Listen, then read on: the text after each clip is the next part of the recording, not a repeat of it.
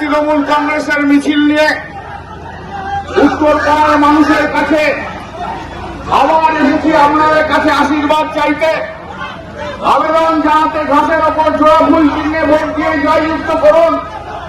উত্তরপাড়ার জনসমুদ্র বিশাল মানুষ, আমি আপনাদের কাছে কৃতজ্ঞতা জানাই। আমার দুহাত নিয়ে বড় জোরে আমি এই উত্তরপাড়ার মানুষের কাছে আমি আমার কৃতজ্ঞতা জানাই। আপনারাই আমার শক্তি, আপনারাই আমার প্রেরণা, আপনারাই আমার লড়াইয়ের শক্তি।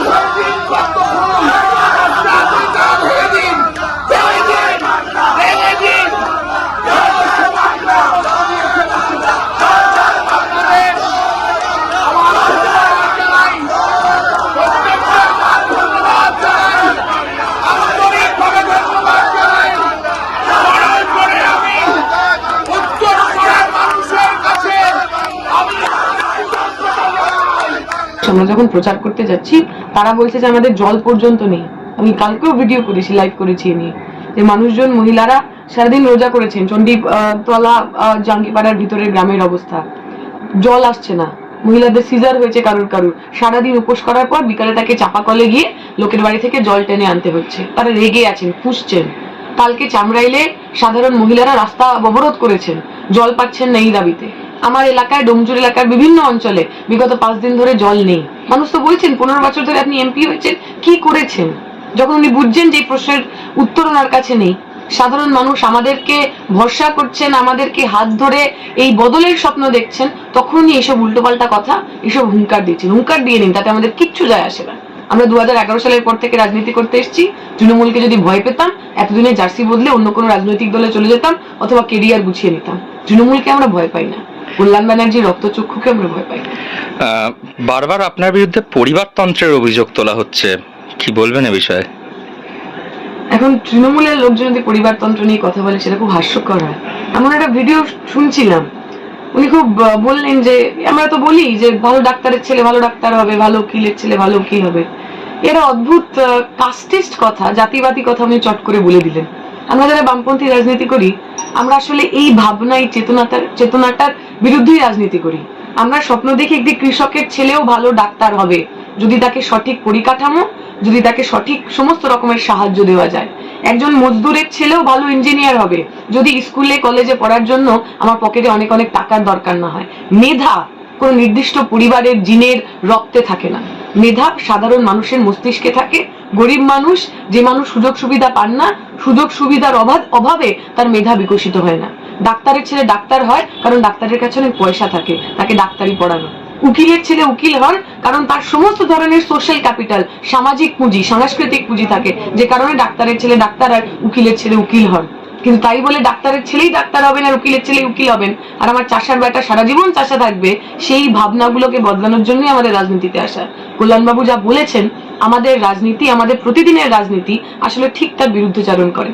এবং উনি যে কথা বলেছেন তার সূত্র ধরে আমি একটা কথা বলি, উনি যা বিশ্বাস করেন, ভালো ডাক্তারের ছেলে যদি ভালো ডাক্তার হয়, তাহলে ভালো চোর পিসিমার ভাইপো কি ভালো চোর হবে? ভালো ডাকাতের ছেলেও কি ভালো ডাকাত হবে? ভালো ঘুষখোরের ছেলেও কি ভালো ঘুষখোর হবে? এই প্রশ্নটা আমার কল্যাণবাবুর কাছে রইল, উনি একটু বলে দেবেন। বিগত লোকসভা ভোটে দেখা গেছে বাম তাদের ভোট, বামেদের ভোট 21% কমেছিল, আর 21% ভোট বেড়েছিল রামে অর্থাৎ বিজেপিতে। এই লোকসভাতে কি সিঁদুরে মেঘ বিজেপি দেখছে? আমার তো মনে হয় বিধানসভা থেকেই বদলটা শুরু হয়েছিল। 2019-এ যে পরিমাণ ভোট আমাদের থেকে অন্য রাজনৈতিক দল, আমি শুধু বিজেপি বলবো না, তৃণমূলেও গেছে, বিজেপিতেও গেছে, কিন্তু এই 21শে নির্বাচন থেকে সেই ভোট ব্যাংক একটু একটু করে আমরা ফিরে পেতে শুরু করেছি। আমরা যদি পঞ্চায়েত নির্বাচন দেখি, সেখানে দেখবো বেশিরভাগ জায়গায় আমরা কিন্তু বিজেপিকে হারিয়ে আইদার প্রথম অথবা দ্বিতীয় স্থানে রয়েছি। ফলে বিজেপিও বুঝতে পারছে, বিজেপি তো পশ্চিমবঙ্গে তার জায়গা পেয়েছিল, রাজনৈতিক পরিসর পেয়েছিল শুধু সাম্প্রদায়িকতার কথা বলে নয়, প্রাইমারিলি তৃণমূল বিরোধিতার কথা বলে। বহু মানুষ যারা সাম্প্রদায়িক নন কিন্তু বিজেপিকে ভোট করছিলেন, কারণ মনে হচ্ছিল এটা তৃণমূলকে শায়েস্তা করবে। এই যে একের পর এক তৃণমূল নেতারা সাদরে বিজেপিতে আমন্ত্রিত হয়েছেন, একের পর এক ঘুষখোর, দুর্নীতিবাজ, অত্যাচারী তৃণমূল নেতারা বিজেপির টিকিট পেয়েছেন, এমএলএ হয়েছেন, এমপি হয়েছেন, তাদের সাধারণ মানুষ বুঝতে পেরেছেন যে তৃণমূল বিজেপির যে এই যে দ্বন্দ্বটা, এই লড়াইটা, এটা একেবারে মক ফাইট, এটা একেবারে ছায়াযুদ্ধ, এর মধ্যে কোনো সারবত্তা নেই। ফলে যে মানুষ তৃণমূলকে হারাতে বিজেপিকে ভোট করছিলেন, সেই মানুষ আমাদের কাছে ফিরে আসছেন। ফলে আমরা এবার বিশ্বাস করছি এইবারের নির্বাচনে যে মানুষ আমাদের ছেড়ে গেছেন, যিনি তৃণমূলে গেছেন অথবা বিজেপিতে গেছেন, তার একটা বড় অংশ আবার আমরা ফিরে পাবো। তিনি এখানে নেমে এখান থেকে চপারে তিনি বালুরঘাট যাচ্ছেন, তা আমি ওনাকে স্বাগত করলাম, সংগ্রামী স্বাগত করলাম। আমার সঙ্গে অনারেবল এমপি রাজু বিস্তা, জেলার প্রেসিডেন্ট অরুণ মণ্ডল এবং এমএলএসরা ছিল, আনন্দ বর্মন। সংগ্রামী ভাতা দেবেন বলে কালকে ঘোষণা করেছে, সংগ্রামী ভাতা। এইভাবে স্বাগত জানানোর সময় তো কথা হওয়ার একটু মিটিংয়ের সুযোগ নেই, আর দ্বিতীয়ত ওই অল্প সময়ের মধ্যে যে কথা হয়েছে সেটা প্রেসকে জানানোর মতো বিষয়। সংগ্রামী ভাতা নিয়ে একটু বলুন। আমরা একটা টিমে কাজ করি, মোদি পরিবারের সদস্য, আমাদের সামনে 400 লক্ষে আমরা সবাই কাজ করছি, আমাদের বড় নেতারাও করছে, একেবারে সভাপতি শক্তি কেন্দ্র প্রমুখরাও করছে, এটা কালেকটিভ এফোর্টস আমাদের চলছে। আমরা 400 লক্ষে কাজ করছি। ভূপতিনগরের ওসিকে মহিলাদের একটা টিম উত্তরবঙ্গে প্রচারে এসছে বিজেপির হয়ে, মানে কিছু বলবেন ব্যাপারটা নিয়ে? মানে ঠিকই আছে, সন্দেশখালীর যে প্রত্যক্ষ অভিজ্ঞতা তাদের আছে, মধ্যরাত্রে তুলে নিয়ে গিয়ে পিঠা খাওয়ার বদমাশ তৃণমূলের ছিল, শাহজাহানের কুকীর্তি ইত্যাদি যত উত্তরবঙ্গের লোকজনের কাছে যারা ভুক্তভোগী তারা বলতে পারলে, তাহলে এখানকার বিশেষ করে নারী সমাজের, মাতৃশক্তির, তাদেরও ধারণাটা খুব ক্লিয়ার হবে তাহলে কি হয়েছে, এবং তারা ঠিক করতে পারবেন যে এই অত্যাচারী তৃণমূলকে শিক্ষা দেওয়ার জন্য ইভিএমই একমাত্র হাতিয়ার। ভূপতিনগরের ওসিকে নিয়ে একটু বলেন। কালকে দৌড়াতে ঢুকে পড়েছে পার্টির কার্যালয়ে, হবেই, ঢুকেছিল, কালকে ছুটতে ছুটতে কোর্টে গেছে, কোর্টে গিয়ে ধর্মাবতার ক্ষমা করুন রক্ষা করুন করেছে। আপনি সংগ্রামী ভাতা দেবেন বলেছেন, যারা এটা নতুন কিছু নয়, আমি অন্য দেশের উদাহরণ দিচ্ছি না, বাংলাদেশেও মুক্তিযুদ্ধ ভাতা চালু আছে, ঠিক আছে, এবং সিপিআইএম পার্টি যারা 34 বছর রাজত্ব করেছে, তারা জরুরি অবস্থার সময় যারা জেলে গিয়েছিল তাদেরকেও একটা পেনশন চালু করেছিলেন জ্যোতিবাবু 77 সালে। আমি এদের সঙ্গে তুলনা করছি না। আজকে যে সমস্ত ভারতীয় জনতা পার্টির কর্মীদের মিথ্যা মামলাতে দিনের পর দিন জেল খাটানো হয়েছে, দিনের পর দিন এখনো খাটানো হচ্ছে। কালকে যখন রাতে আমি চন্দননগরে সভা করি, সেখানে আমাদের একজন কার্যকর্তাকে আমি তুলেছিলাম, যিনি 3 বছর এনডিপিএস এর কেসে জেলে ছিলেন।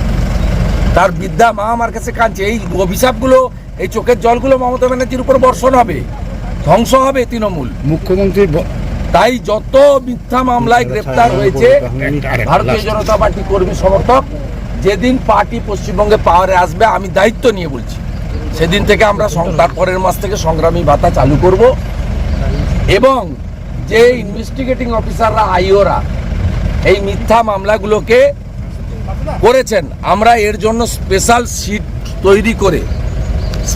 সিট তৈরি করে পুলিশের ভূমিকারও পুনর্তদন্ত করব।